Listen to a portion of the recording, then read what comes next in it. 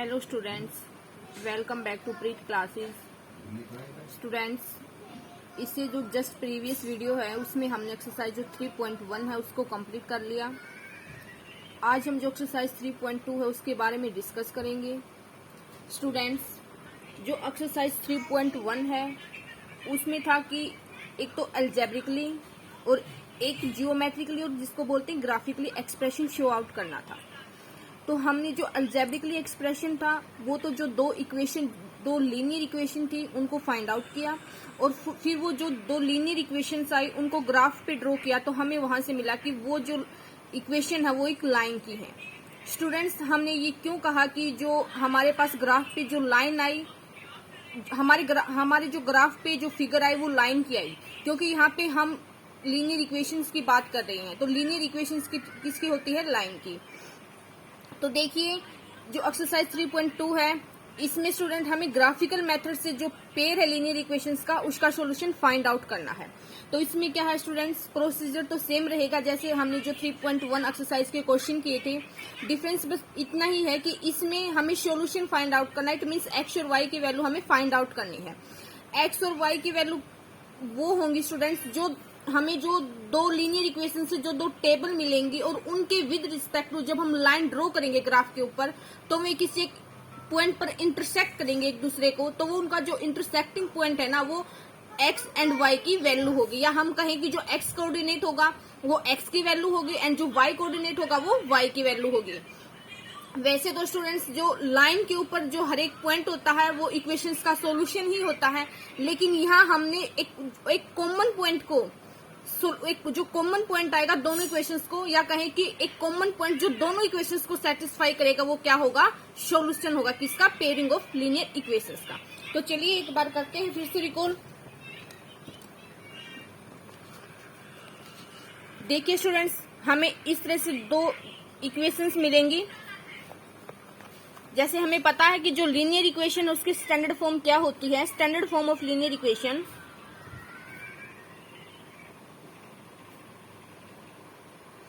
ax plus के by plus के c is equal to 0।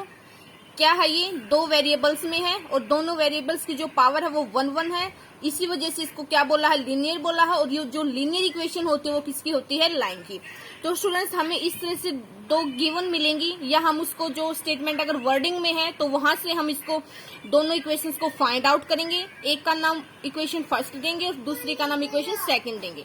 तो देखिए, हम फर्स्ट इक्वेशन के विद रिस्पेक्ट टू एक टेबल बनाएंगे और फिर सेकंड इक्वेशन के विद रिस्पेक्ट टू दूसरी टेबल बनाएंगे। फिर स्टूडेंट्स, इस टेबल की हेल्प से हम वही प्रोसीजर जो एक्सरसाइज 3.1 के क्वेश्चन में किया था, ग्राफ ड्रॉ करेंगे। तो मान लीजिए हमारे पास इस तरह से दोनों लाइन आई है दोनों टेबल्स के विद रिस्पेक्ट टू। तो स्टूडेंट्स, जो ये इस एक पॉइंट एक कॉमन पॉइंट पे इंटरसेक्ट करती है ना, तो ये जो पॉइंट होगा ना इसके जो कोऑर्डिनेट होंगे वो क्या होंगे? वो सॉल्यूशन होंगे दोनों लीनियर इक्वेशंस के। अगर हम कहें तो देखना, मान लेना कि एक पॉइंट यहाँ है, ये वाला पॉइंट भी जो इक्वेशन है ये किसके लिए है? मान लिया ये जो लाइन है वो a1x प्लस के b1y प्लस के c1 इज इक्वल टू 0 के लिए है। ठीक है, ये जो लाइन आई है हमने मान लिया कि जो इक्वेशन फर्स्ट थी a1x प्लस के b1y प्लस के c1 इज इक्वल टू 0 इसकी लाइन है। तो इसके ऊपर मान लिया कि ये पॉइंट है। वैसे तो इस लाइन के ऊपर जो हर एक पॉइंट है, इस लाइन के ऊपर हर एक जो पॉइंट है स्टूडेंट वो इसका सॉल्यूशन होगा इस इक्वेशन लीनियर इक्वेशंस का। सेकंड केस में देखना कि हमने मान लिया a2x प्लस के b2y प्लस के जो c2 इज इक्वल टू 0 की दूसरी लाइन है। ठीक है, तो इसका भी हर एक पॉइंट है वो इस इक्वेशंस को सेटिस्फाई करेगा। लेकिन वो तो अगर ये जो पॉइंट अलग अलग हैं तो ये अपनी अलग अलग इक्वेशंस को सेटिस्फाई करने, लेकिन हमने तो एक कॉमन सॉल्यूशन बताना जो दोनों इक्वेशंस को सेटिस्फाई करे। तो वो कॉमन पॉइंट कौन सा होगा? जो इंटरसेक्टिंग पॉइंट होगा। जो इंटरसेक्टिंग पॉइंट है वो इस इक्वेशंस को भी सेटिस्फाई करेगा और इस इक्वेशन को भी सेटिस्फाई करेगा। तो कहने का मतलब ये है कि हमें वो कॉमन पॉइंट निकालना है जो दोनों इक्वेशन को सेटिस्फाई करे। तो हम तभी कहेंगे कि जो वो कॉमन पॉइंट है या जो हमारे पास वैल्यू आई है, जो हमारे पास सॉल्यूशन आया है वो दोनों इक्वेशंस का है। ठीक है, तो चलिए एक्सरसाइज की तरफ। इससे पहले एक टेबल आती है, ये भी दैट इज मोस्ट इम्पोर्टेंट, तो देखना एक बार।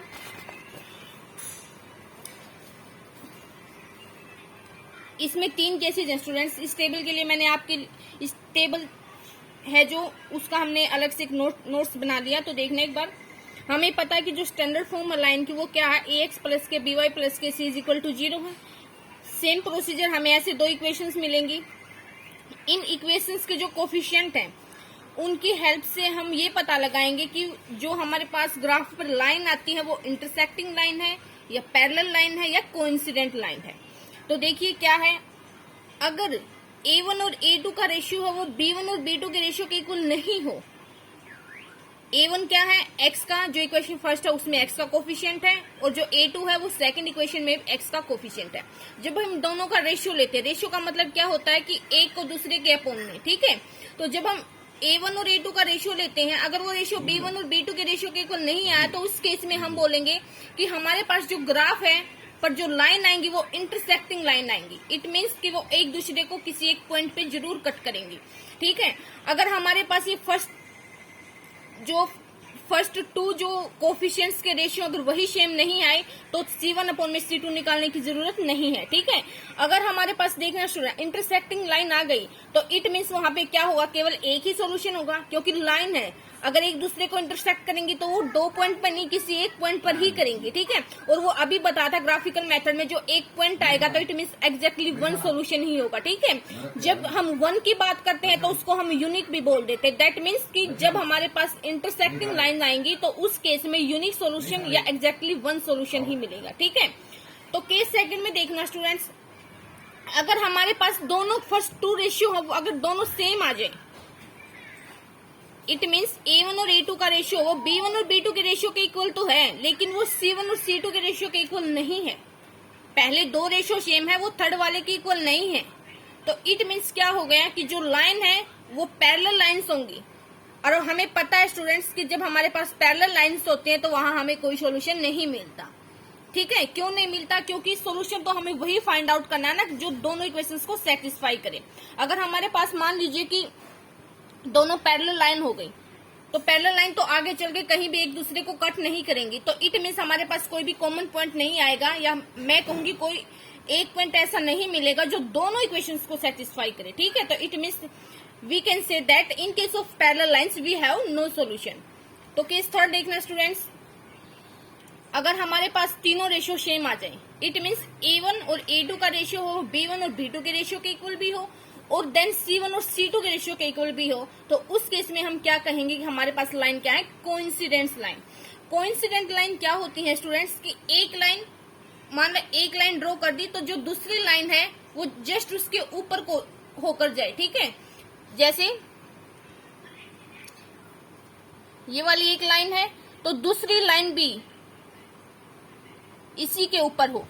तो कहने का मतलब ये है कि यहाँ हर एक जो दोनों लाइन है, या मैं कहूंगी जो दोनों कोइंसिडेंस लाइन है, उनका हर एक पॉइंट कॉमन होगा।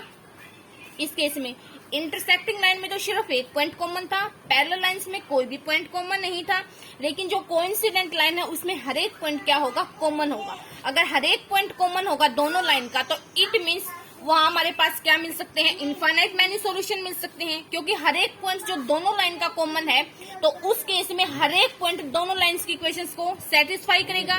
ये मैंने आपको पहले ही बताया है कि जो लाइन के ऊपर का जो हर एक पॉइंट है वो लाइन की इक्वेशंस को क्या करता है, सेटिस्फाई करता है। लेकिन यहाँ पे पेयरिंग की बात हो रही है तो हमें ऐसा ही पॉइंट फाइंड आउट करना है जो दोनों एक पॉइंट हो, या बोल सकते हैं कि बहुत सारे पॉइंट भी हो सकते हैं just like in coincident line. लेकिन कहने का मतलब ये है कि ऐसा पॉइंट होना चाहिए जो एक या दूसरी इक्वेशंस को नहीं बल्कि दोनों इक्वेशंस को सेटिस्फाई करे। तो इस केस में देखना कोइंसिडेंस लाइन में जो हर एक पॉइंट है वो दोनों इक्वेशंस को सेटिस्फाई कर रहे हैं, तो it means we can say that in case of coincidence line we have infinite many solution. Okay students, I hope it is clear. तो देखना, चलते हैं अब एक्सरसाइज की तरफ। देखिए स्टूडेंट्स, जो फर्स्ट क्वेश्चन है उसमें क्या दे रखा है, from the pair of linear equation in the following problems and find their solution graphically. कि हमारे पास जो ये वर्डिंग में स्टेटमेंट दे रखी है इससे हमें 2 जो लीनियर इक्वेशन है वो मिलेंगी, और उनकी हेल्प से हमें क्या बताना है कि उनका ग्राफिकली सॉल्यूशन बताना, ठीक है। अभी मैंने आपको बताया कि जो ग्राफिकल मेथड उसको हम कैसे करते हैं, ठीक है। तो चलिए एक बार क्वेश्चंस को करते हैं।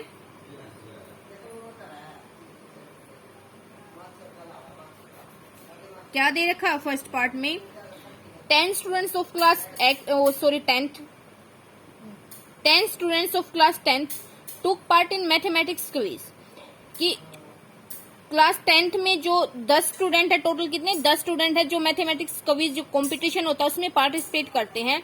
If the number of girls is 4 more than number of boys, कि जो लड़कियों की संख्या ना वो लड़कों की संख्या से 4 ज्यादा है। Find the number of boys and girls who took part in the quiz. तो हमें जो लड़कों की संख्या है, जो लड़कियों की संख्या है जिसने क्विज कंपटीशन में पार्टिसिपेट करके उनकी क्या निकालनी है, संख्या निकालनी है। क्या दे रखा है कि कोई मैथमेटिक्स का कोई क्विज हो रहा है, उसमें 10 स्टूडेंट्स है टोटल, जिनमें से जो लड़कियों की संख्या है वो लड़कों की संख्या से 4 ज्यादा है। तो हमें उनकी वैल्यू बतानी है कि कितने तो लड़के हैं और कितनी लड़कियां हैं। तो देखिए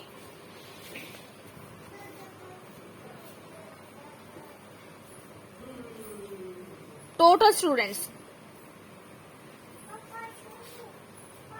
who took part in quiz,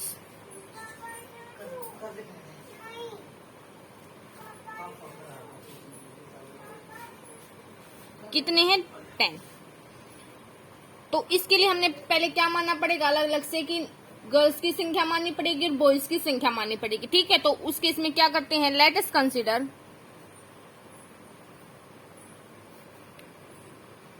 number of girls कितनी है x and let us consider number of boys. आपको ऐसे कोमाज नहीं लगाने, कंप्लीट लिखना। ठीक है, तो so according to question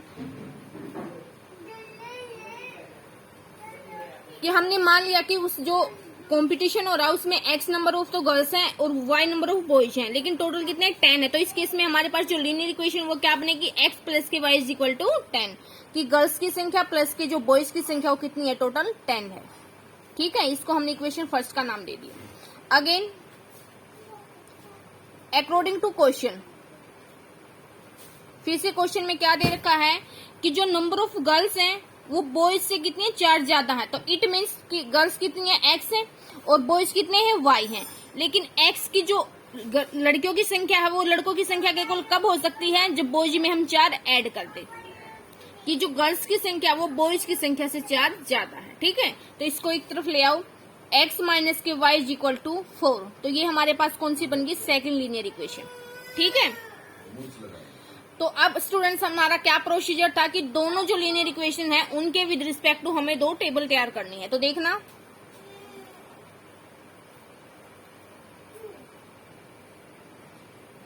students, जो ये लीनियर इक्वेशन है, लीनियर इक्वेशन किसकी होती है, लाइन की होती है। और हमें पता है कि लाइन को ड्रॉ करने के लिए हमारे पास एटलीस्ट 2 पॉइंट जरूरी है। ठीक है, तो देखना इट मीन्स हम यहाँ पे x और जो y की वैल्यू वो कम से कम 2 तो जरूरी निकालेंगे।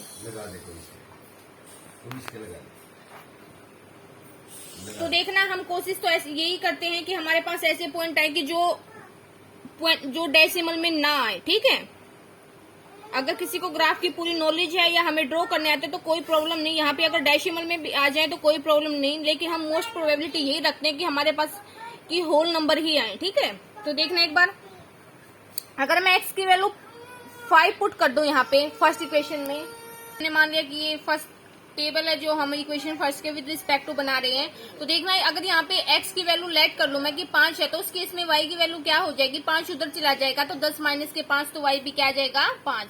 क्या आया कि जब हमने x को 5 लेट किया तो y भी 5 आ गया। यहाँ जरूरी नहीं कि हम x को ही लेट करें, y को भी लेट कर सकते हैं। कहने का मतलब ये है कि किसी x और y में से किसी एक को तो हम अपनी तरफ से लेट करेंगे या मानेंगे और दूसरे को उस इक्वेशन में पुट करके दूसरे की वैल्यू फाइंड आउट करेंगे। ठीक है,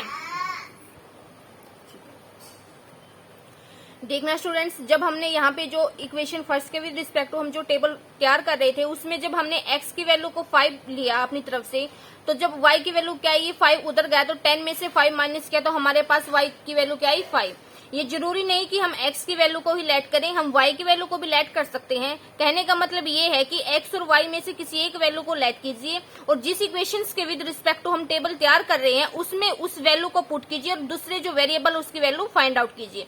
आपकी बार मैंने y की वैल्यू लेट कर ली कि y की वैल्यू 3 है, तो उस केस में हमारे पास जब हम इक्वेशन फर्स्ट में y की वैल्यू 3 पुट करेंगे तो x की वैल्यू क्या आ जाएगी, 3 माइनस के 10 is equal to 7।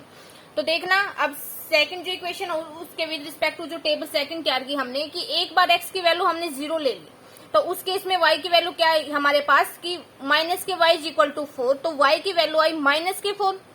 Second case में हमने y की वैल्यू लेट कर ली, तो उस केस में क्या बना, x माइनस के 0 इज इक्वल टू 4, तो क्या बना उस केस में x इज इक्वल टू 4। तो देखना स्टूडेंट्स, हम ग्राफ ड्रॉ करते हैं। अब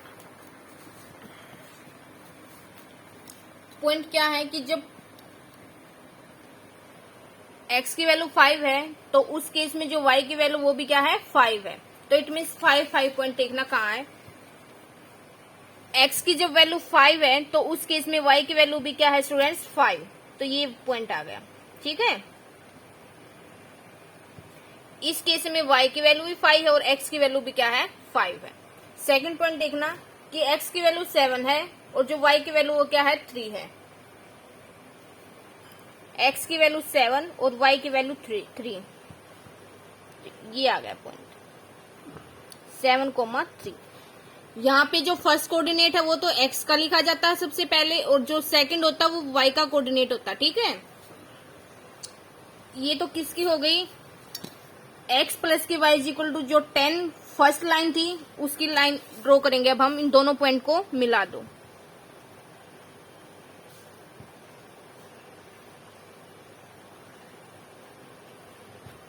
ठीक है। आपको बिल्कुल क्लियर करके आना एग्जाम में।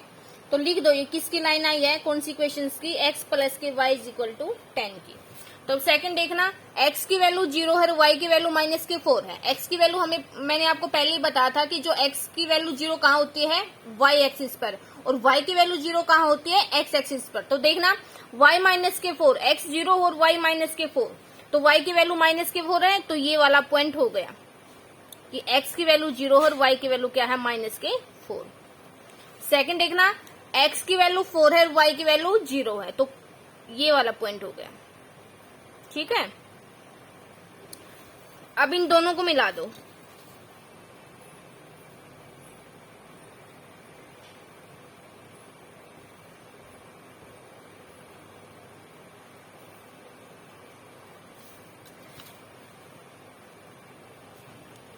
लिख दो ये कौन सी लाइन की इक्वेशन है,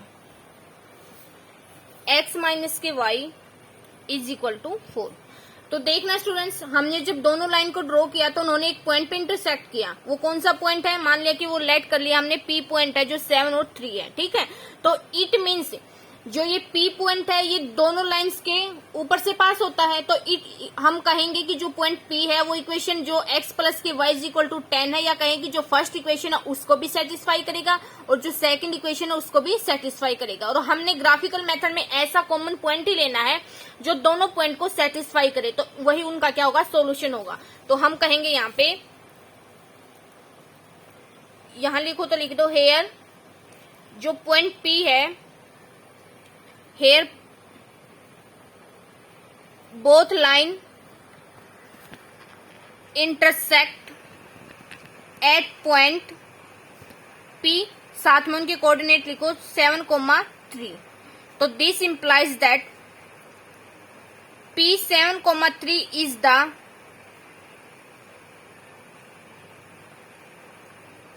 common point for both lines which satisfy the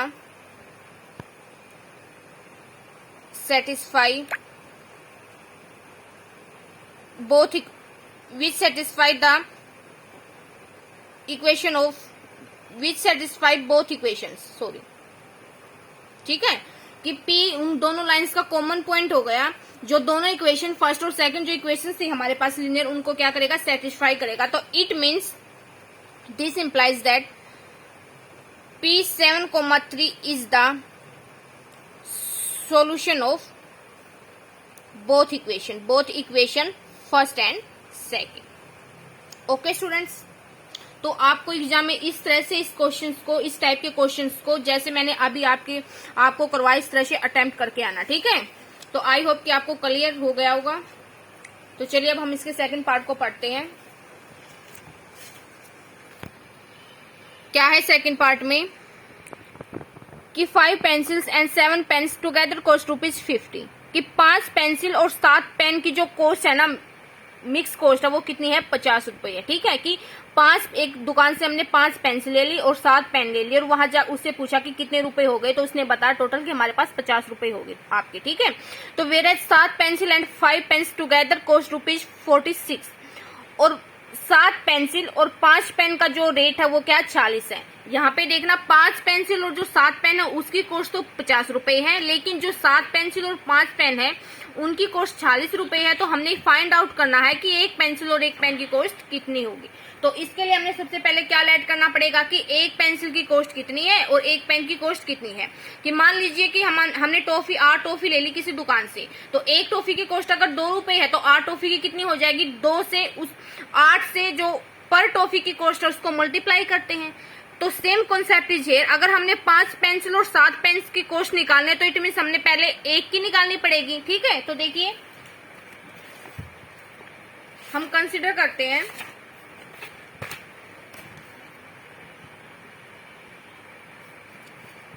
let us consider cost of 1 pencil, वो ₹X ले लिया, ठीक है। And let us consider cost of 1 pen, वो क्या ले लिया, Y।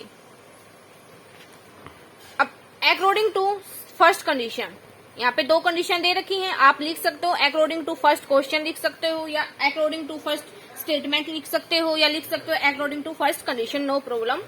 तो देखना 5 पेंसिल, एक पेंसिल की कॉस्ट कितनी है, X है, तो 5 की कितनी हो जाएगी 5X, ठीक है। एक पेन की कॉस्ट कितनी है ₹Y, तो 7 की कितनी हो जाएगी 7Y, और दोनों का क्या दे रखा है इसने, मिक्स रेट दे रखा, वो कितना है स्टूडेंट्स, ₹50। कुछ कॉमन नहीं आ रहा, लीनियर इक्वेशन है, तो ये क्या होगी, फर्स्ट इक्वेशन होगी, ठीक है। According to second statement, second condition, जो 7 पेंसिल है इट मीन 7X और 5 पेन है प्लस के 5Y कितना है, वो ₹40 है। तो ये हमारे पास क्या आ गया स्टूडेंट्स, सेकंड। तो वही प्रोसीजर फर्स्ट और सेकंड के विद रिस्पेक्ट टू हमने टेबल तैयार करनी है। उस टेबल में हमें कम से कम 2 पॉइंट फाइंड आउट करने हैं। उस टेबल की हेल्प से फिर हमने ग्राफ पे जो लाइन आएंगे वो ड्रॉ करनी है। वो लाइन ड्रॉ करने के बाद जो वो एक दूसरे को इंटरसेक्ट करेंगे, जिस पॉइंट पे यहाँ मैं कोइंसिडेंट तो नहीं होंगी, हाँ वो एक पॉइंट पे कट करेंगे, जो उनका कॉमन पॉइंट होगा वो क्या होगा, सॉल्यूशन होगा। तो आपको इस तरह से क्वेश्चन करना है पिछले वाले क्वेश्चंस की तरह, ठीक है। अगर कोई प्रॉब्लम है तो प्लीज कमेंट कीजिए, नो प्रॉब्लम, ये आप एक बार ट्राई करना, ठीक है। तो चलिए अब हम सेकंड क्वेश्चन की तरफ चलते हैं। On comparing the ratio A1 upon में A2,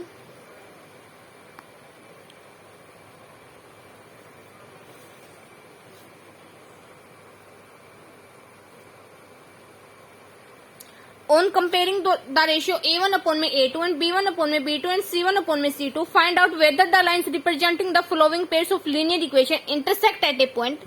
intersect at a point का मतलब है कि intersecting line, ठीक है, and parallel या coincident, कि इसने बोल रखा है कि जो हमारे पास जो इक्वेशंस दे रखी है ना, उनके जो कोफिशिएंट्स हैं उनका रेशियो फाइंड आउट करके हमने बताना है कि क्या वो लाइन इंटरसेक्टिंग है, पैरेलल है या कोइंसिडेंट है। वो टेबल जो थी उसका मैंने आप लोगों के लिए नोट्स बनाया था, तो उसी नोट्स के हेल्प से बताना है स्टूडेंट्स। तो आपको वो नोट्स तैयार रखना है, ठीक है। तो देखना एक बार फर्स्ट पार्ट देखना, इसका क्या है, 5X माइनस के 4Y प्लस के 8 इज इक्वल टू 0,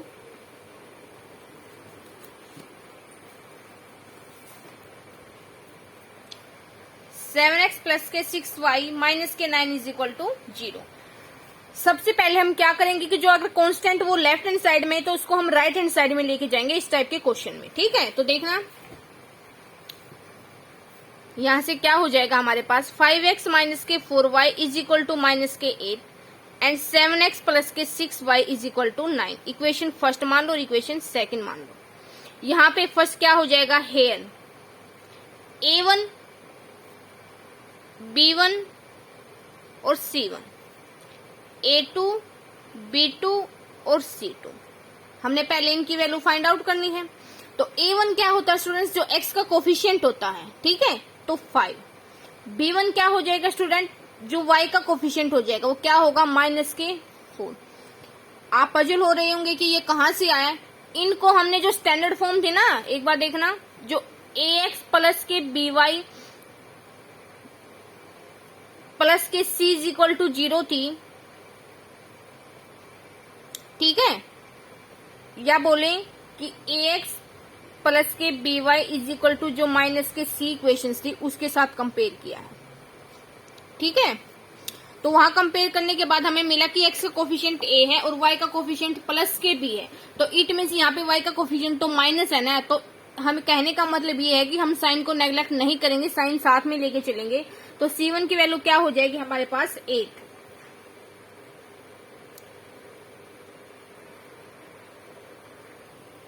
देखना स्टूडेंट्स, इसको ऐसे करने की जरूरत भी नहीं है, आप कंफ्यूज हो जाओगे, ठीक है।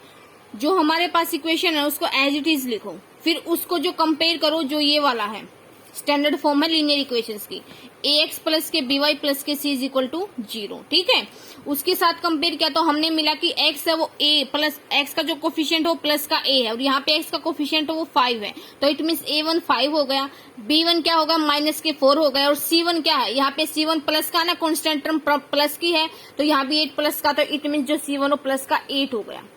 तो आप इसको ये राइट हैंड साइड में लेकर जाने की जरूरत नहीं है, आप कंफ्यूज हो जाओगे। सिर्फ इसको जो स्टैंडर्ड फॉर्म है उसके साथ ही कंपेयर करो एज इट इज, ठीक है। सेकंड इक्वेशंस में देखना, इसको फर्स्ट और सेकंड का नाम दे दो। सेकंड इक्वेशन में देखना a1 की वैल्यू a2 की वैल्यू क्या हो जाएगी 7, b2 की वैल्यू क्या हो जाएगी 6, और यहाँ पे देखना c तो क्या होता है, प्लस का होता है ना, लेकिन यहाँ पे जो c कांस्टेंट हो गया माइनस का, तो यहाँ पे लिखना माइनस के 9, ठीक है। साइन को वो बोलते क्या बोलते कि जो ये नेगेटिव पॉजिटिव साइन है उनको नेग्लेक्ट नहीं करना। तो अब देखना, नाउ a1 अपॉन में a2 क्या आ जाएगा हमारे पास 5 अपॉन में 7, b1 अपॉन में b2 क्या आ जाएगा माइनस के 4 अपॉन में 6, कैंसिल हो रहा है, कैंसिल कर दो, माइनस के 2 अपॉन में 3। देखना a1 a2 और b1 b2 दोनों इक्वल नहीं है, तो यहाँ पे c1 और c2 निकालने की जरूरत ही नहीं है। तो हम यहाँ लिखेंगे कि हेयर a1 अपॉन में a2 does not equal to b1 upon में b2, कि a1 और a2 का रेशियो b1 और b2 के रेशियो के इक्वल नहीं है। हमने रेशियो निकाल लिया ना, कि पहले हमने क्या किया, जो स्टैंडर्ड फॉर्म थी लीनियर इक्वेशंस की उसके साथ जो गिवन इक्वेशन उनको कंपेयर किया, वहां से हमने कोफिशिएंट्स की वैल्यू फाइंड आउट की, फिर उन कोफिशिएंट्स का हमने रेशियो निकाला। a1 और a2 का रेशियो आया कि 5 अपॉन में 7, कैंसिल नहीं हो रहे तो एज इट इज छोड़ दिया। फिर हमने b1 और अपॉन में b2 का रेशियो निकाला, वो क्या आया माइनस के 4 अपॉन में 6, वो कैंसिल हो रहे थे, हमने कैंसिल करके जो रिजल्ट आया वो माइनस के 2 अपॉन में 3 आया। यहाँ से हमने देखा कि a1 और a2 का जो रेशियो वो b1 और b2 के रेशियो के इक्वल नहीं है। तो इस केस में क्या होता, हमारे पास जो लाइन होते वो क्या होते, इंटरसेक्टिंग लाइन। तो हम लिखेंगे यहाँ पे कि so we can say that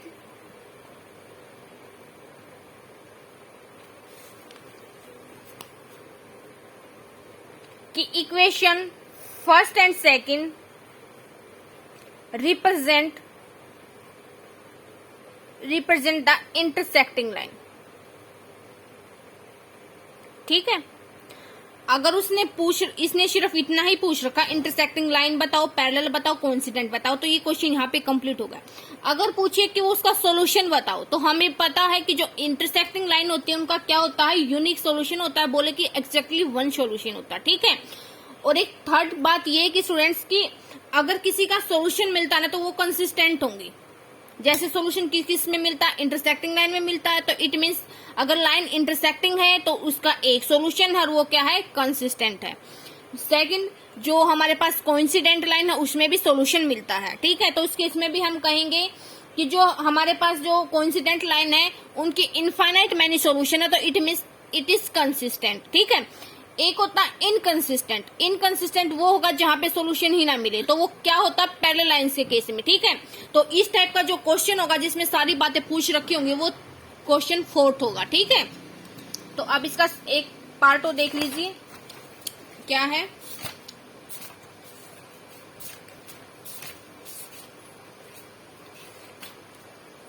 देखना सेकंड पार्ट इसका 9x प्लस के 3y प्लस के 12 is equal to 0 and 18x plus के 6y प्लस के 24 इज इक्वल टू 0। इसको फर्स्ट एंड सेकंड का नाम दो, ठीक है। ऐसे लिखना, comparing both equation with standard form of linear equation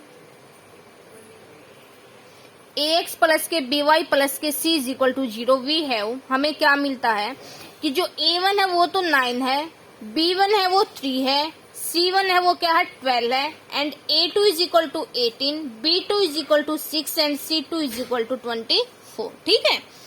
तो देखना अब हमने रेशियो फाइंड आउट करना है। a1 अपॉन में a2 9 अपॉन में 18, तो काट दो, कट रहा 1/2 आ गया, ठीक है। b1 अपॉन में b2 3 अपॉन में 6, काट दो, कट रहा 1/2 आ गया यहाँ से भी। c1 अपॉन में c2 12 अपॉन में 24, काट दो 1/2 आ रहा है।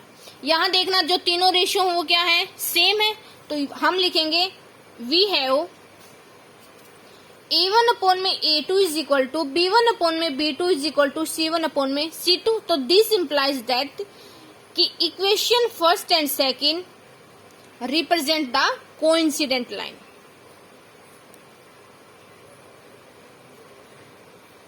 रिप्रेजेंटिंग कोइंसिडेंट, ठीक है। अगर वो पूछे कि कितने सॉल्यूशन होंगे तो हम यहाँ पे लिख देंगे कि कोइंसिडेंट लाइन के केस में इनफाइनाइट सॉल्यूशन होते हैं, ठीक है।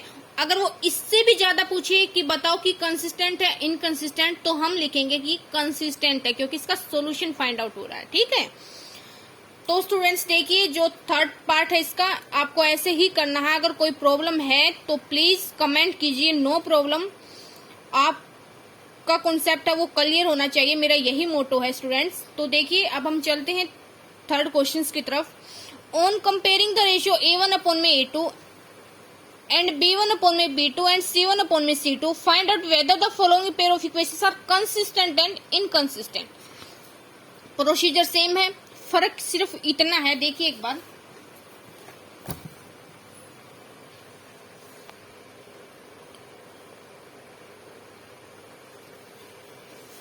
इफ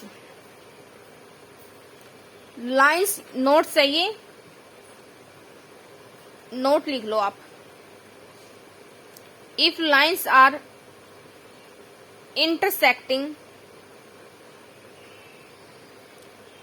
एंड कोइंसिडेंट,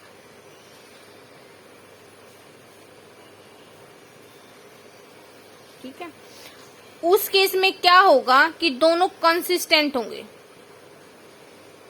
क्योंकि दोनों केसेस में हम सॉल्यूशन फाइंड आउट करते हैं ना। यहाँ डजेंट मैटर कि कितने सॉल्यूशन होंगे, ठीक है। इन दोनों के लिए तो अलग अलग है। इंटरसेक्टिंग लाइन के लिए तो क्या है यूनिक सॉल्यूशन मिलता है, या हम कहें कि एग्जैक्टली वन सॉल्यूशन, एक ही सॉल्यूशन मिलेगा, ठीक है।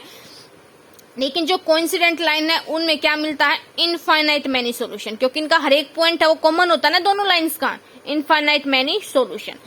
तो सॉल्यूशन दोनों के मिल रहे हैं, चाहे एक मिल रहा हो चाहे बहुत सारे मिल रहे हो, ठीक है। तो उस केस में क्या होगा, जो लाइंस होंगे वो कंसिस्टेंट होंगे। सेकंड देखना, इन केस ऑफ पैरेलल लाइन क्या हो जाएगा इनकंसिस्टेंट, क्योंकि यहाँ पे पैरेलल लाइन के केस में नो सॉल्यूशन, कि कोई सॉल्यूशन नहीं मिल रहा। तो प्रोसीजर वही रहेगा कि हम रेशियो पहले कंपेयर करेंगे, उन रेशियो की हेल्प से हम ये फाइंड आउट करेंगे कि लाइन कौन सी है, इंटरसेक्टिंग है, पैरेलल है या कोइंसिडेंट है। फिर उसकी हेल्प से हम यहाँ पे बता देंगे कि वो कंसिस्टेंट हो गया इनकंसिस्टेंट होगी। तो देखना एक बार फोर्थ पार्ट इसका, थर्ड क्वेश्चन है ना शायद ये, हाँ सॉरी ये तो सेकंड क्वेश्चन था जो अभी करवाया है, ठीक है। अब हम थर्ड क्वेश्चन करेंगे, इसका फर्स्ट पार्ट ही देखने एक बार क्या वो दे रखा है इसने। कि 3x प्लस के 5y is equal to 5, 3x plus के 2y is equal to 5 and 2x minus के 3y इज इक्वल टू 7।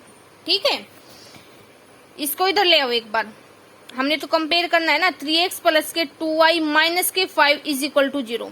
ऐसा क्यों कह रही हूं मैं, क्योंकि कई जो स्टूडेंट्स है वो कंफ्यूज हो जाते हैं कि जो कांस्टेंट है उसकी वैल्यू 5 होगी या -5 होगी। ठीक है, तो ये तभी पॉसिबल है जब हम उसकी स्टैंडर्ड फॉर्म के साथ इसको कंपेयर करेंगे, तो और भी अच्छे से क्लियर हो जाएगा उस केस में। तो इसलिए हमने जो राइट हैंड साइड में 5 है उसको लेफ्ट में ले लिया। ठीक है, तो 2x माइनस के 3y माइनस के 7 इज इक्वल टू 0।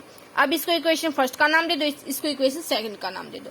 अब कंपेयर करो, comparing equation first and second with standard form of linear equation ax plus के by प्लस के c is equal to 0 we get a। यहाँ पे दो इक्वेशन है तो हम a1 a2 b1 b2 c1 c2 लेते हैं ना, तो देखना a1 क्या हो जाएगा 3, b1 क्या हो जाएगा 2 एंड c1 क्या हो जाएगा। अब और भी क्लियर हो गया कि यहाँ पे माइनस के 5 है लेकिन इस केस में प्लस के 3 है, तो इट मीन c1 क्या हो जाएगा माइनस के 5।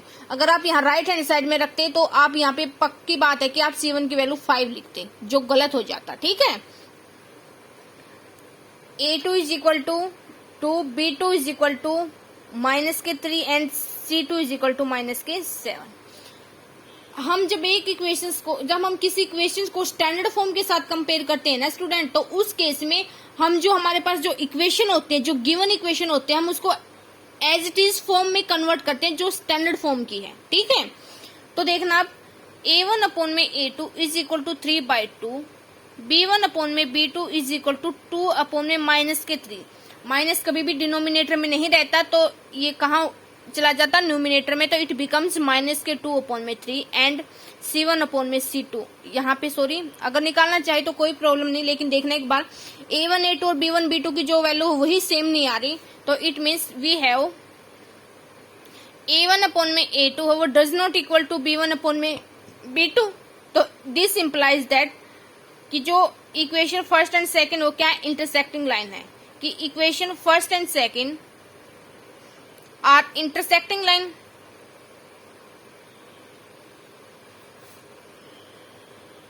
lines and have unique solution। लिखनी है ये सारी बातें आपको। तो this implies that कि given equation are consistent,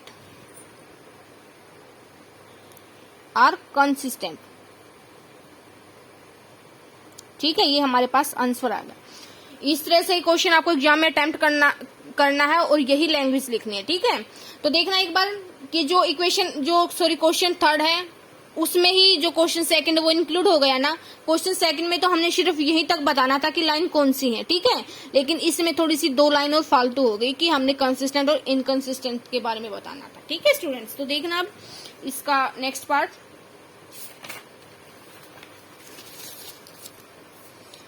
ये देखना आपके बाद थर्ड पार्ट इसका, क्योंकि सेकंड तो आप खुद कर लोगे, वो फ्रैक्शन में नहीं, सिर्फ कंपेयर ही करना है। जो 8 है इसको इधर ले आना, तो 2x माइनस के 3y माइनस के 8 इज इक्वल टू 0 बन जाएगा। यहाँ पे देखना 4x माइनस के 6y इधर ले आओगे तो माइनस के 9 इज इक्वल टू 0 बन जाएगा। फिर उसको जो स्टैंडर्ड फॉर्म है उसके साथ कंपेयर करो, फिर वहां से आप जो रेशियो वो इजिली फाइंड आउट कर सकोगे। इसमें देखना थर्ड पार्ट में 3/2x प्लस के 5/3y is equal to 7, 9x minus के 10y इज इक्वल टू 14। ठीक है, तो देखना 7 को इधर ले आओ, 14 को इधर ले आओ, तो क्या बनेगा 3/2x प्लस के 5/3y माइनस के 7 is equal to 0 and 9x minus के 10y माइनस के 14 इज इक्वल टू 0। फर्स्ट और सेकंड का नाम दे दो आप। अब इसको मैं डायरेक्ट ही कर रही हूँ, लेकिन आपको तो कंप्लीट करना कि इसको कंपेयरिंग करना है। अब देखना a1 क्या आ गया यहाँ से 3/2, b1 आ गया 5/3 एंड c1 आ गया स्टूडेंट्स माइनस के 7, a2 आ गया 9, b2 आ गया माइनस के 10 एंड c2 आ गया स्टूडेंट्स माइनस के 14। अब लिखो नाउ a1 अपॉन में a2, a1 क्या है 3/2 अपॉन में 9, इस 9 के अपॉन में भी तो 1 है, तो देखना ये पलट जाएगा, तो क्या बनेगा 3/2 क्रॉस 1 अपॉन में 9, तो 3/8 18, ये क्या कैंसिल कर दो 1/6। ठीक है, 10th क्लास के बच्चे हो आपको मैंने तो बिल्कुल बेसिक से बता दिया, लेकिन प्लीज मिस्टेक नहीं करना। b1 अपॉन में b2 कितना आ गया हमारे पास 5/3 अपॉन में माइनस के 10, तो क्या आ जाएगा, माइनस ऊपर चला गया, -5/3 क्रॉस 1/10, 5 1 5, 5 2 10, तो कितना आएगा माइनस के 1/6। ये तो प्लस का 1/6 है, लेकिन ये माइनस का 1/6, क्या दोनों बराबर नहीं है ना? अगर यहाँ पे भी माइनस नहीं होता तो ये दोनों बराबर हो जाते, ठीक है, लेकिन इस केस में नहीं है, तो हम यहाँ क्या लिखेंगे, हेयर a1 अपॉन में a2 is equal to b1 upon में does not equal to b1 upon में b2। तो इसी वजह से मैं कहती हूँ कि हमने जो साइन है वो नेग्लेक्ट नहीं करना, क्योंकि साइन के केस में भी हमारे पास जो रेशियो वो इक्वल आ भी सकते हैं, नहीं भी आ सकते। अगर आप साइन नेग्लेक्ट कर देते तो कहीं ना कहीं यहाँ पे भी तो प्लस 1/6 आ जाता, तो दोनों उस केस में आप लिखते कि क्या पता C1 अपॉन में C2 भी सेम आ जाता, तो आप लिखते कि तीनों सेम है, तो उस केस में हमारे पास कोइंसिडेंट लाइन हो जाती। लेकिन आंसर कुछ हो रही है, यहाँ पे इंटरसेक्टिंग लाइन है। तो कहने का मतलब ये है कि ध्यान से करना है, ध्यान से स्टैंडर्ड फॉर्म के साथ कंपेयर करना है, कोई मिस्टेक नहीं करनी प्लीज। तो देखना a1 अपॉन में a2 का जो रेशियो b1 अपॉन में b2 के रेशियो के इक्वल नहीं है, तो इस केस में क्या हो गया, जो लाइंस हैं कि equation first and second are intersecting line, ठीक है, तो this implies that exactly one solution. तो दिस इंप्लाइज दैट कि equations are consistent. Okay students, कई केसेस में ऐसा भी आएगा कि लाइन्स वो पैरेलल भी होंगी। पैरेलल के लिए क्या कंडीशंस थी कि a1 a2 का जो रेशियो वो b1 b2 के रेशियो के इक्वल तो है, लेकिन वो c1 c2 के रेशियो के इक्वल नहीं है। मान लीजिए एक सेकंड के लिए कि हमारे पास आ गया, ये क्वेश्चन कंप्लीट हो गया, वो तो यहीं पे ये मैं आपको रफली समझा रही हूँ स्टूडेंट। एक सेकंड के लिए मान लीजिए कि हमारे पास a1 a2 का रेशियो तो आ गया 1/2 और b1 अपॉन में b2 का रेशियो भी हमारे पास 1/2 आ गया, लेकिन c1 अपॉन में c2 का रेशियो हमारे पास 1/3 आ गया। तो देखना यहाँ पे a1 a2 का जो रेशियो b1 b2 के रेशियो के इक्वल तो, लेकिन c1 c2 के रेशियो के इक्वल नहीं है, तो हम यहाँ पे लिखेंगे कि a1 a2 है वो b1 b2 के इक्वल तो है, but does not equal to c1 and c2।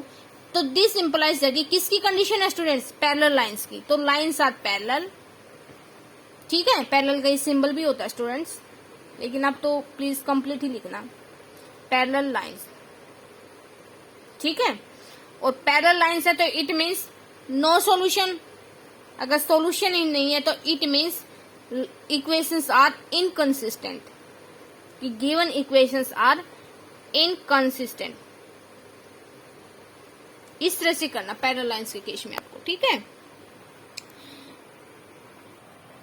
तो देखना स्टूडेंट्स, जो हमारे पास फर्स्ट क्वेश्चन मैंने आपको करवा दिया, सेकंड आपको खुद से करना है, थर्ड भी करवा दिया। जो फिफ्थ क्वेश्चन है वो थर्ड की तरह ही है, कंफ्यूजन नहीं होना कि ये जो कोफिशिएंट है वो फ्रैक्शन में है। सिर्फ आप मेथड के अकॉर्डिंग चलो, डजंट मैटर कि वो जो कोफिशिएंट है वो फ्रैक्शन में है या वो नहीं है, ठीक है। तो जो फोर्थ पार्ट है वो भी आप, चलो फोर्थ करवा देती हूँ आप, ठीक है।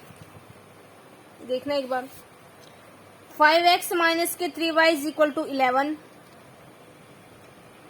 एंड माइनस के 10x प्लस के 6y is equal to minus के 22।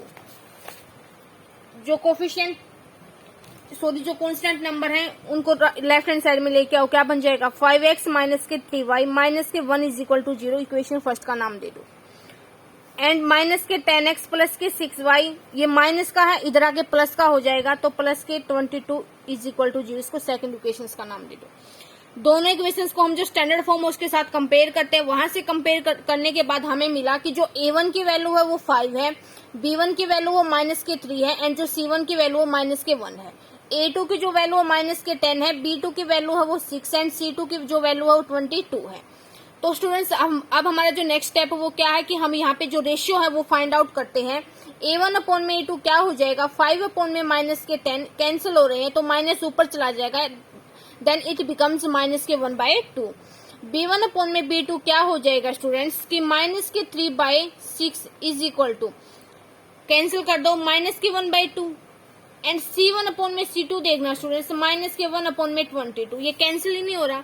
तो यहाँ से हमारे पास क्या आया कि जो A1 A2 की वैल्यू है वो माइनस के 1/2 है, B1 और B2 की वैल्यू वो भी माइनस के 1/2 है, लेकिन जो C1 C2 की वैल्यू वो क्या है, माइनस के 1 अपॉन में 22। तो यहाँ पे हम क्या कह सकते हैं कि here we get कि रेशियो ऑफ A1 अपॉन में A2 is equal to ratio of B1 upon में B2 but does not equal to C1 upon में C2। तो हमें पता है स्टूडेंट्स ये किसकी कंडीशन होती है, पैरेलल लाइन की। तो हम यहाँ पे लिखेंगे, तो दिस इंप्लाइज दैट कि इक्वेशन फर्स्ट एंड सेकंड कौन सी, इनकी बात कर रहा है स्टूडेंट्स ये, ठीक है, ये क्या होंगी, आर पैरेलल लाइन्स। तो this implies that no solution. तो अगर सॉल्यूशन ही नहीं होगा तो हम कह सकते हैं कि जो इक्वेशन फर्स्ट एंड सेकंड क्या है, इनकंसिस्टेंट, ठीक है। तो देखना स्टूडेंट्स, यहां हमारे पास जो कैश करने की बात ये है कि हमने जो एक्सरसाइज 3.1 है उसको कंप्लीट कर लिया, हम 3.2 एक्सरसाइज कर रहे हैं, ठीक है। तो देखना जब हमारा जो एग्जाम में क्वेश्चन आएगा, मान लो कि वो एक्सरसाइज 3.1 से ही आ गया, तो वहां पे हमने ग्राफ ड्रॉ करना पड़ेगा। तो जो एग्जामिनर है ना स्टूडेंट्स, वो सिर्फ ये देखेगा कि आपके जो ग्राफ में जो लाइन है वो पैरेलल लाइन है, इंटरसेक्टिंग है, कोइंसिडेंट है। वो कैसे पता करेगा, वो इस प्रोसीजर से पता करेगा कि वो रेशियो निकालेगा और रेशियो से वो पता कर लेगा कि लाइन आपकी कौन सी है।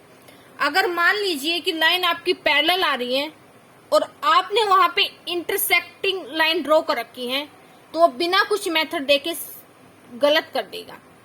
तो कहने का मतलब ये है कि प्लीज एक बार आप भी चेक करना, अगर बाय चांस ग्राफ में कुछ और आ रहा है और आप जो इस मेथड से करो कुछ और आ रहा है, तो कोशिश वही करना कि जो ये रेशियो आया है ना, इस रेशियो के अकॉर्डिंग कौन सी लाइन आ रही है, वही लाइन आपको ग्राफ में ड्रॉ करनी है। आई होप कि आपको समझ आ रहा होगा जो मैं आपको समझाने की कोशिश कर रही हूँ, ठीक है। यहाँ से हम ग्राफ पर लाइन ड्रॉ किए बिना ही पता लगा सकते हैं कि हमारी जो आने वाली जो लाइंस हैं वो कौन सी होंगी, क्योंकि हमारे पास इक्वेशंस तो गिवन है, उन इक्वेशंस का रेशियो हमें फाइंड आउट करना आता है। तो उसके अकॉर्डिंग मान लीजिए एक बार कि यहाँ से हमने रेशियो निकाल लिया और मुझे पता चल गया कि हमारे पास लाइन पैरेलल है, ठीक है, पहले से पता चल गया बिना ग्राफ ड्रॉ किए। तो यहाँ से देखना जो फर्स्ट सेकंड इक्वेशन है उस ग्राफ ड्रॉ करने के लिए क्या करती हूँ, मैं टेबल तैयार करूंगी। टेबल की हेल्प से मैं दो टेबल तैयार करूंगी, वहां से कम 2 पॉइंट फाइंड आउट करूंगी एक्स और वाई के लिए, फिर उस टेबल की हेल्प से मैं ग्राफ के ऊपर लाइन ड्रॉ करूंगी। तो वहां मुझे पहले से पता है कि जो लाइन है वो पैरेलल आने वाली है, तो मैं पैरेलल लाइन ड्रॉ कर दूंगी with the help of table, ठीक है। तो यही कहने का मतलब है कि हमने यहाँ से पता चल गया ग्राफ को ड्रॉ किए बिना कि लाइन कौन सी आएंगे हमारे पास, ठीक है। तो देखना एक बार जो फोर्थ क्वेश्चन है वो नेक्स्ट लेक्चर में कराऊंगी स्टूडेंट्स। एक बार जो सिक्स्थ क्वेश्चन है वो जो ये पिछले क्वेश्चन है उनकी तरह ही है एक बार। तो देखना क्या दे रखा है इसने, given that linear equation 2x plus के 3y माइनस के 8 is equal to 0, right another linear equations in 2 variables such that geometrically representation of pairs so formed is intersecting line, parallel lines and coincident line. इसने बोल रखा है कि जो आपको given है एक लीनियर इक्वेशन, तो इसने कह रखा कि दूसरी लीनियर इक्वेशन बताओ 2 ही वेरिएबल की जो ये कंडीशन फुलफिल करती हो। कि कहने का मतलब ये है कि देखना एक बार कि हमारे पास फर्स्ट क्या है, लाइन 2x प्लस के 3y माइनस के 8 इज इक्वल टू 0, हमने इसको फर्स्ट इक्वेशन का नाम दे दिया।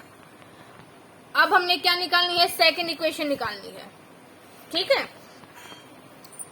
तो जिसकी जो जियोमेट्रिकली या बोले कि जो ग्राफिकली जो रिप्रेजेंटेशन वो क्या होनी चाहिए हमारे पास, फर्स्ट पार्ट में इंटरसेक्टिंग होनी चाहिए। हमें पता है स्टूडेंट्स कि हमारे पास जो लाइन है वो इंटरसेक्ट कब आएंगी, जब A1 और A2 का जो रेशियो वो B1 और B2 के रेशियो के इक्वल नहीं हो। तो देखना स्टूडेंट्स हमने दूसरी लाइन वही ड्रॉ करनी है जो देखना यहाँ पे A1 B1 और C1 की तो वैल्यू है। देखना एक बार कि A1 क्या है यहाँ पे 2, B1 क्या है यहाँ पे 3 एंड C1 क्या है यहाँ पे 8। तो इंटरसेक्टिंग लाइन कह रखी है फर्स्ट पार्ट में कि ऐसी दूसरी लीनियर इक्वेशन फाइंड आउट करो जो दोनों इक्वेशंस हैं वो एक दूसरे को इंटरसेक्ट करें। तो इंटरसेक्टिंग की ये कंडीशन होती है कि A1 A2 का रेशियो B1 और B2 के रेशियो के इक्वल नहीं होना चाहिए। ठीक है, तो वैसे तो हम जब दूसरी इक्वेशन फाइंड आउट करेंगे तो इनफाइनाइट मैनी है। तो देखना यहाँ पे A2 मैं क्या लूं कि यहाँ पे मान लो 2 है तो मैं 3 ले लूं, और B2 क्या ले लूं मैं 4 ले लूं। तो उस केस में देखना A1 अपॉन में A2 क्या हो जाएगा स्टूडेंट्स, 2 अपॉन में 3, एंड B1 अपॉन में B2 क्या हो जाएगा, 3 अपॉन में 4। क्या दोनों आपस में इक्वल हैं? नहीं है ना। तो हमारे पास जो दूसरी इक्वेशन आएगी वो क्या आ जाएगी, इसको बना लो एक बार कि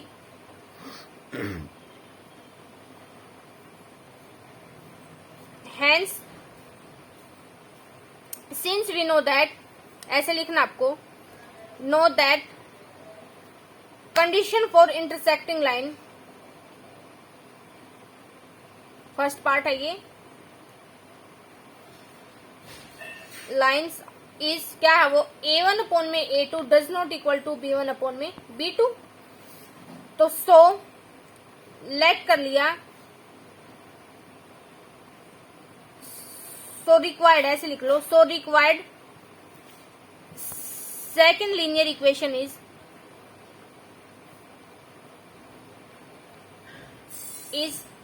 जरूरी नहीं कि 3 हो, A2 3 ही लेना, आपको B2 4 ही लेना है, आप अपनी तरफ से कुछ भी ले सकते हो। बस बात ये है कि वो इस कंडीशंस को फुलफिल करना होना चाहिए। ठीक है, ये रेशियो सेम नहीं आना चाहिए फॉर इंटरसेक्टिंग लाइन के लिए। ठीक है, तो हम दूसरी वर्डिंग में ऐसे भी बोल सकते हैं कि तो हमारे पास जो लीनियर इक्वेशन वो इनफाइनाइट मैनी पा सकते हैं, जिसके विद रिस्पेक्ट टू जो फर्स्ट इक्वेशन के विद रिस्पेक्ट टू जो लाइन होंगे वो इंटरसेक्टिंग होंगी। तो देखना क्या हो जाएगा, 3x प्लस के 4y कॉन्स्टेंट कुछ भी ले लो आप, माइनस के 10 ले लो, इज इक्वल टू 0। ये हो गए हमारे पास। इस टाइप के क्वेश्चन में आंसर मैच नहीं कर, जरूरी नहीं कि आंसर मैच करे। ठीक है, यहाँ पे मान लो कि मैंने तो 3 और 4 ले लिया, आप यहाँ पे 6 और 8 भी ले सकते हो। उस केस में भी तो A1 A2 का रेशियो B1 B2 के रेशियो के इक्वल नहीं होगा ना। तो आई होप स्टूडेंट्स कि इट इज क्लियर। तो देखना अब इसका सेकंड पार्ट क्या है कि हमने अब इस लाइन के जो फर्स्ट लाइन है ना उसके विद रिस्पेक्ट टू ऐसी लाइन बनानी है जो दोनों लाइन एक दूसरे को क्या हो पैरेलल हो। तो देखना सेकंड पार्ट, 2x प्लस के 3y माइनस के 8 इज इक्वल टू 0। तो A1 क्या है यहाँ पे 2 है, ऐसे लिखना, B1 3 है, C1 कितना माइनस के 8। तो since we know that condition for parallel line,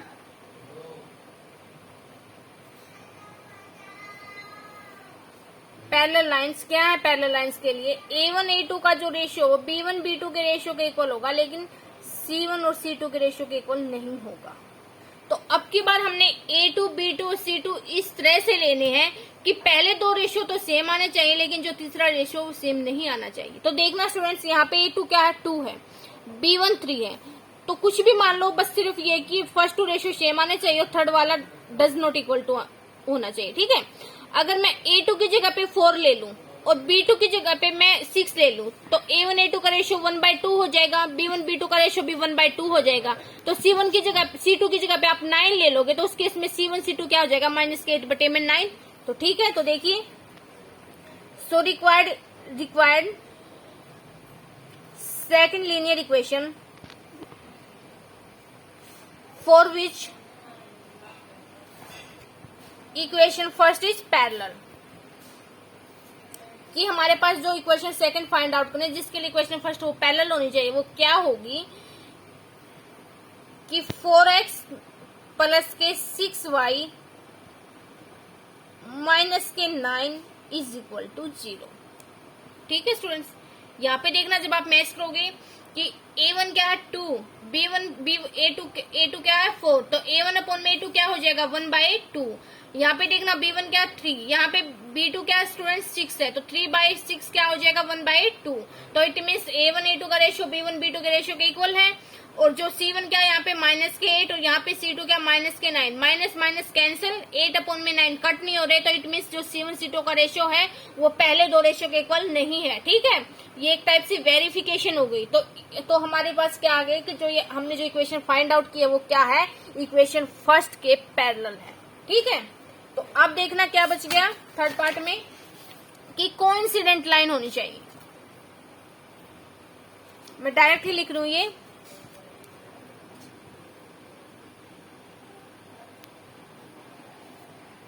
देखना स्टूडेंट्स, हमें पता है कि जो कोइंसिडेंट लाइन है उसके लिए क्या है कि तीनों रेशियो सेम आने चाहिए। इट मीन्स A1 A2 का जो रेशियो B1 B2 के रेशियो के इक्वल आना चाहिए और C1 C2 के रेशियो के इक्वल आना चाहिए। यहाँ पे स्टूडेंट्स हमारे पास A1 क्या है, 2 है, B1 3 है और जो C1 है वो क्या है, -8 है। ठीक है, अगर देखना A2 को मैं क्या ले लूं, A2 को मैं 4 ले लूं, B2 को मैं 6 ले लूं और C2 को मैं -16 ले लूं, तो क्या बन जाएगा हमारे पास A1 A2 का रेशियो 2/4 तो 1/2, B1/B2 क्या बन जाएगा 3/6 तो भी ये 1/2, C1/C2 क्या बन जाएगा -8 है ना, तो यहाँ पे मैंने C2 को भी -16 ले लिया ताकि माइनस से माइनस कैंसिल हो जाए और ये भी 1/2 बन जाए। तो ये तीनों रेशियो सेम आ गई। तो ये किसकी कंडीशन हो गई, कोइंसिडेंट लाइन की। ठीक है, तो इट मीन्स जो हमारे पास रिक्वायर्ड जो लीनियर इक्वेशन वो क्या आ गई, रिक्वायर्ड लीनियर इक्वेशन। ये सब रफली था सिर्फ आपको समझाने के लिए। Required linear equation for which equation first is coincident, क्या हो जाएगी, ये कोफिशिएंट पुट कर दो, 4x प्लस के 6y माइनस के 16 is equal to 0। Okay students, I hope कि आज के जो लेक्चर में हमने डिस्कस किया, जो स्टडी किया, आपको बिल्कुल क्लियर हो गया होगा। अगर फिर भी कोई प्रॉब्लम है तो प्लीज कमेंट कीजिए स्टूडेंट्स। जब तक आपके कॉन्सेप्ट क्लियर नहीं होंगे तब तक मेरा पढ़ाने का कोई बेनिफिट नहीं है।